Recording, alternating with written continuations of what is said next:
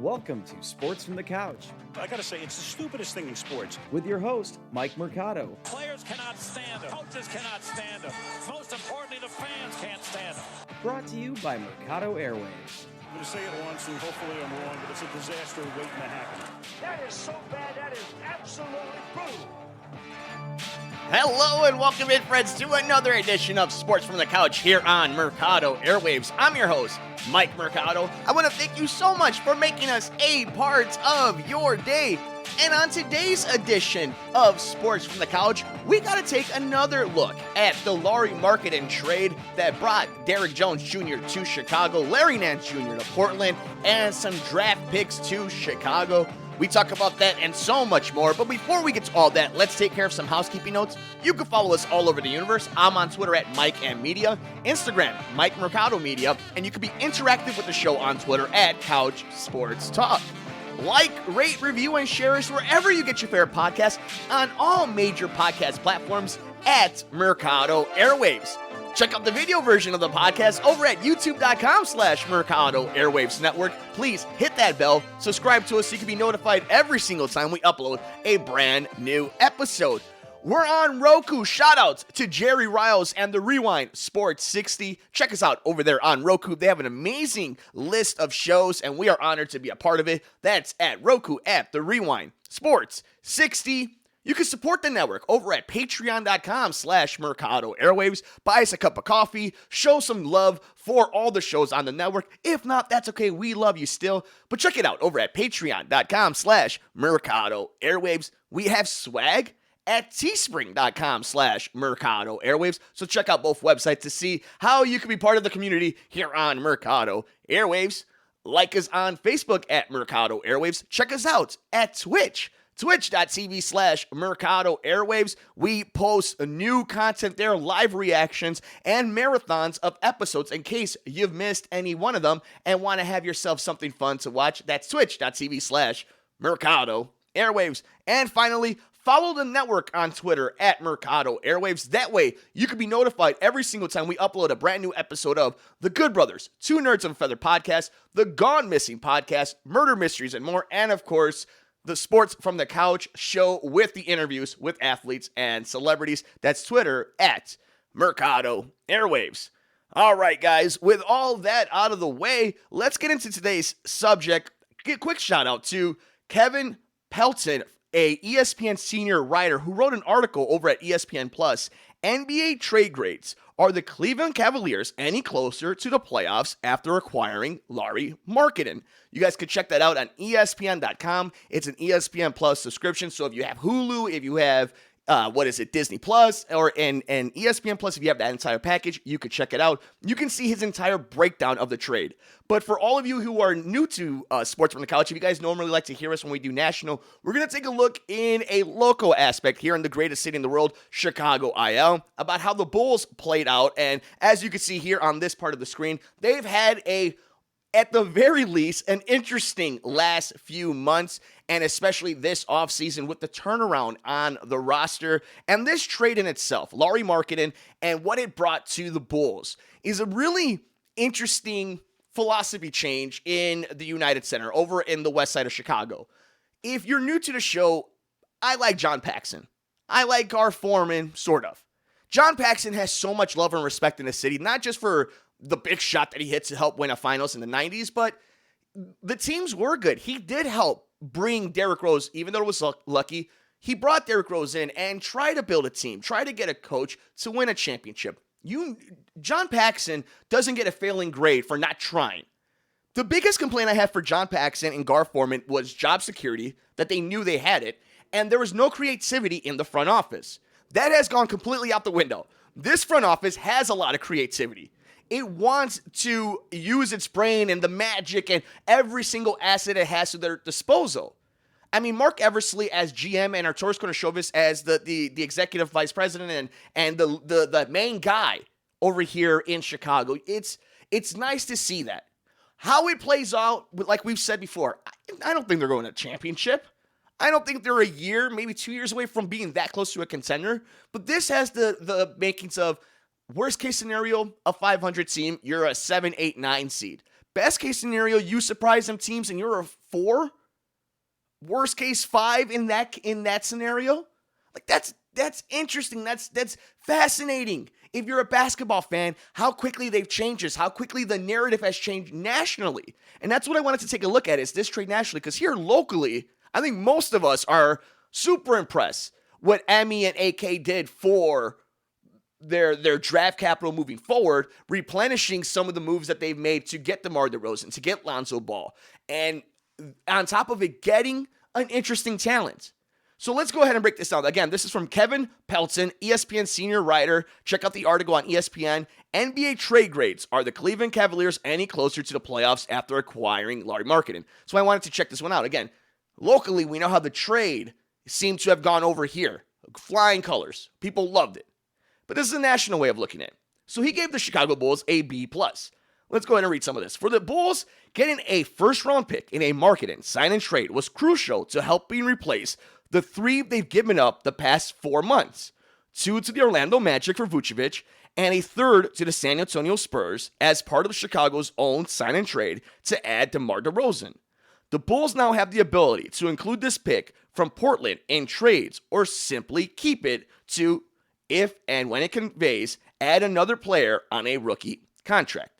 All right, so right away, what have we learned? And it's started the show. They're going to be creative. So just in that paragraph, in that little sentence at the end of it, the ability to include this pick from Portland in trades, that is something they want to do. I don't think they're sitting here waiting to develop a lot of talent. At the very least, I think they've picked the guys they want to develop. Unless like something crazy happens, right? Like magically they get a number 1 or 2 pick. So having, again, assets. We know in sports, in professional sports, hell, in business, the prospect of the future sells a lot. It has a lot of job security, which means what? Cashola you can still make. So in this case, if you're this front office that wants to win, wants to establish themselves, wants to be the big bad bullies in the Eastern Conference when it comes to the front office, they want to be able to work with other GMs and be creative. You could see that now with this, Karl Anthony Towns, he's available. Okay, we got this draft pick because we know other guys who are doing this want that security in Minnesota, in a Portland, so on and so forth. Find a team that's disgruntled, that has a superstar disgruntled, but has a front office that's going to need some type of security blanket. You need draft picks. There you go. Let's continue on here. Still, I wonder whether Chicago might have been better off simply making this trade straight up with the Cavaliers and keeping Nance. Nance's defensive versatility makes him the kind of player the Bulls could use to replace Thaddeus Young in their second unit. Instead, Chicago will count on rehabilitating Jones' value after a disappointing conclusion to his 1 season with the Blazers. And that's an interesting prospect to think of how they would have done with Nance. But I think Nance, even though it would have been helped defensively, does a lot of things that a lot of the guys on this team do already. And again, I think a lot of it is Jones' contract. And we'll get to that in a second in this article, but it's off the books next year. Again, flexibility, creativity. That's what this front office is doing. At least that's what it seems this front office is doing. 9 months ago, Jones was being wooed by teams such as Portland with the non-taxpayer mid-level exception as a coveted free agent. He was able to leverage that into a 2-year deal for the full mid-level with a player option for the second season, anticipating getting back out into free agency at age 24 as a proven starter. Instead, Jones fell out of the Blazers' rotation and decided to pick up the option. So, again, it didn't work out. Maybe a change of scenery. And again, when he went to Portland, it was to be an answer, to be a help, to develop and become what a lot of people think he can be, when it comes to all the attributes, to help Dame, to entice Dame to stay in there. He's coming to Chicago with no pressure to, on a contract year, get the best out of him that you can, find creative ways to make him part of the offense and the defense, to utilize that 6'5" body that has a 7-foot wingspan. It's different. It's the same thing with Lonzo Ball. When he was drafted by the Lakers, him coming to Chicago, he mentioned it in a quote, and I know it's a very cliche thing for an athlete to say, but Chicago is looking for him to just do what he does. And having the athletes that they've brought in are built to that strength. And these a player like a Zach LaVine, a DeMar DeRozan, and a Vucevic directly help Zach LaVine. All these moves you could see, as maybe not when the moves are made individually, but as they've been made, you could start putting and connecting all the dots. That makes sense. Again, whether or not it works out, whether or not this is a 4 seed, 5 seed, 6 seed, 7 seed, 8 seed, or completely out of the playoffs, you have to command to give them some form of props. I don't know if you can put them on a pedestal, but from what we've seen before on prior regimes in this front office, to see them be this forward thinking it's a breath of fresh air. And we have to think that. And I want to thank every single one of you guys for joining us right now on this edition of Sports from the Couch here on Mercado Airwaves. I'm your host, Mike Mercado. If you're new to the show, welcome. We love each and every one of you. Make sure you're following us all over the universe. I'm on Twitter at Mike and Media, Instagram, Mike Mercado Media. Be interactive with the show on Twitter at Couch Sports Talk. Like, rate, review, and shares wherever you get your favorite podcast at Mercado Airwaves, YouTube.com/Mercado Airwaves Network, and on Roku at The Rewind Sports 60. Let's continue on with this article from Kevin Pelton from ESPN. Make sure you guys check out that article. Jones might fit better with the Bulls than he did in Portland. He proved incapable of providing enough floor spacing as a small forward for the Blazers. Jones is best cast in the front court next to a center who could space the floor, allowing him to dive to the rim on pick and rolls. I love to see Coach Billy Donovan get him regular minutes alongside Vucevic, taking starter power forward Patrick Williams out early so Williams can play with the second unit when Vucevic is on the bench. And that's, again, pick and roll. It's something that you got a point guard that can facilitate the offense and help get guys in the right position. DeMar DeRozan can hit a mid-range jump shot better than anybody in the league. Zach LaVine, an Olympic gold medalist Zach LaVine, an all-star, can do anything on the court. And obviously a true big man like Vucevic that just has all the game. It's a nice addition that doesn't put any pressure on him. I mean, again, we're talking about a guy that averages 6 points a game. No hate on him. But that's just the stat, right? But to see him come to a team where all the things you get from him are going to be good, as long as he's able to make people have to switch their shots around, get a couple blocks, get some rebounds, and be a menace at the rim, anything else is a plus when it comes to that type of trade. Because again, you've allowed yourself some room for creativity to maybe move on next year, get that contract out of your books, or get the best out of him, and it helps your team get elevated in a position where next year, with these draft picks, and we're seeing now that the Portland Trailblazers are all in on Dame, so you're going to get a draft pick. It's an interesting prospect, not just for the move made, but how Billy Donovan, an awesome coach, can utilize him. And we finish up this article. The fit for Jones isn't quite as strong with backup center Tony Bradley, a non-shooter, but either way, he'll get plenty of minutes at power forward, because there are a few other options. If Jones proves a valuable contributor off the bench and Chicago gets a pick in the middle of next year's first round, we could look back at this trade as a huge win for the Bulls. And I definitely think that that's a very positive thing for Bulls fans to take from this, is how great this works out, how big of an impact this makes.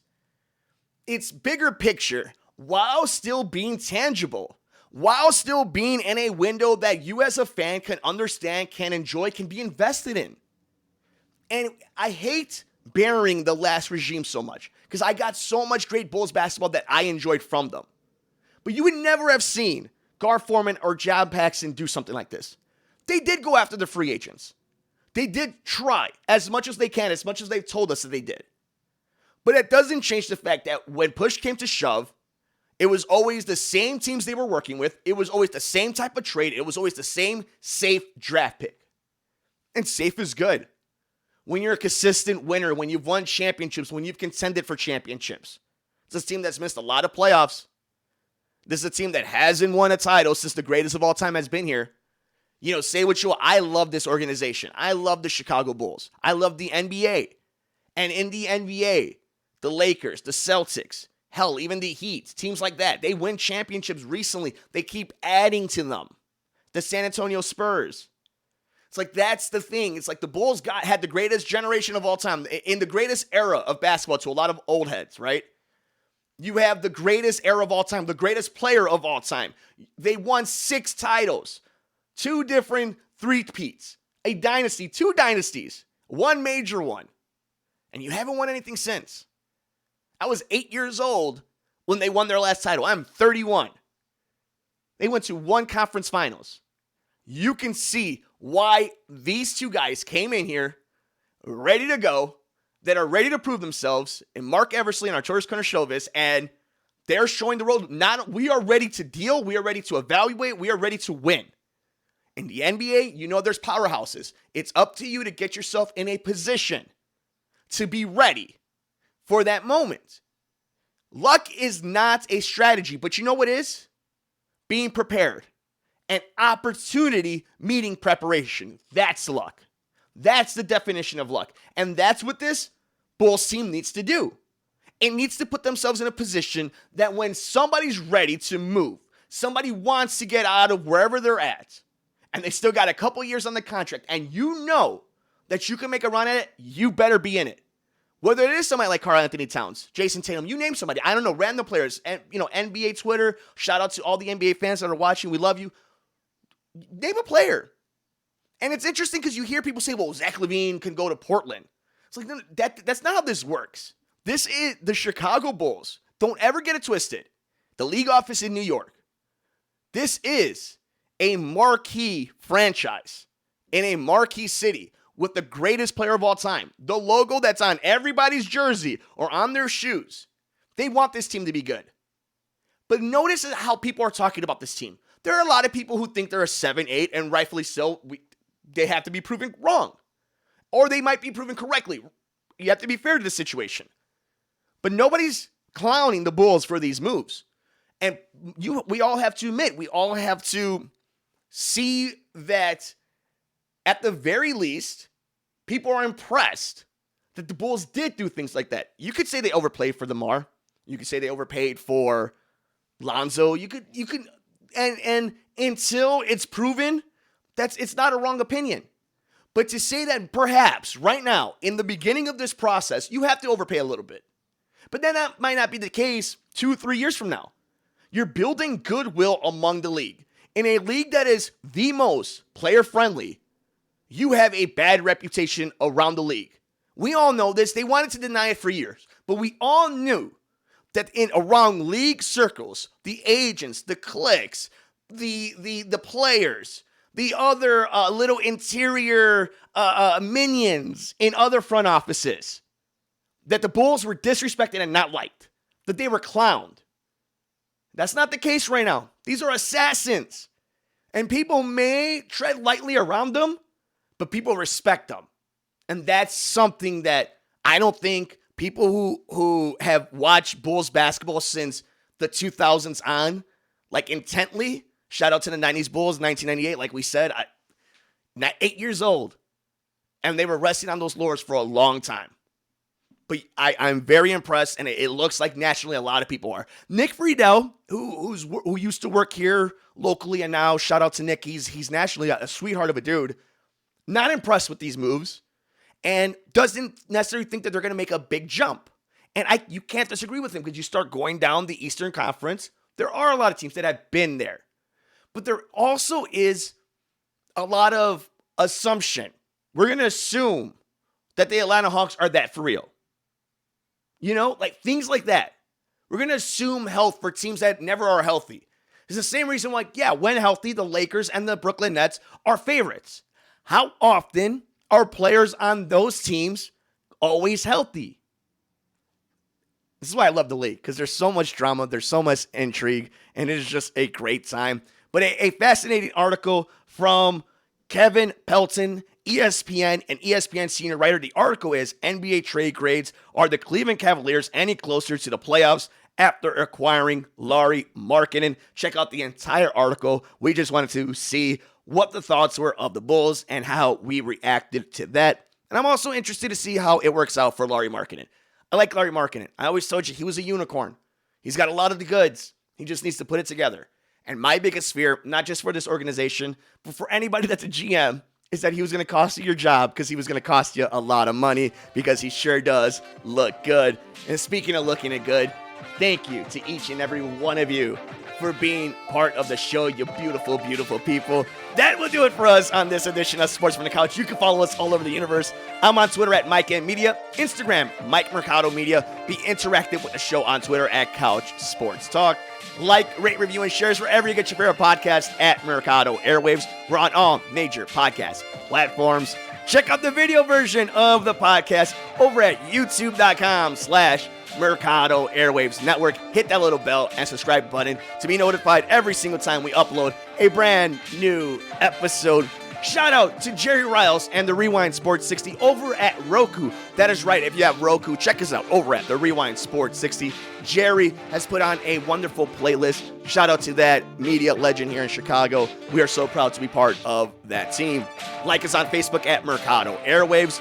Check us out at Twitch, twitch.tv/Mercado Airwaves. We upload brand new live streams and we do entire marathons of past episodes. That's twitch.tv/Mercado Airwaves. And if you would like to support the show, buy us some coffee, show us some love. If not, that's okay, we love you. But if you can, if you would like to, patreon.com/Mercado Airwaves and teespring.com/Mercado Airwaves. Finally, Twitter, Mercado Airwaves. Be notified every single time we upload a brand new episode of the Two Nerds of a Feather podcast, The Good Brothers, The Gone Missing podcast, Murder Mysteries, and more, Sports from the Couch, and our interviews with athletes and celebrities. That's Twitter at Mercado Airwaves. Enjoy all the games. Enjoy the rest of your day. Take care of yourself. Take care of each other. We will see you next time here on Sports from the Couch on the Mercado Airwaves Network. I'm Mike Mercado.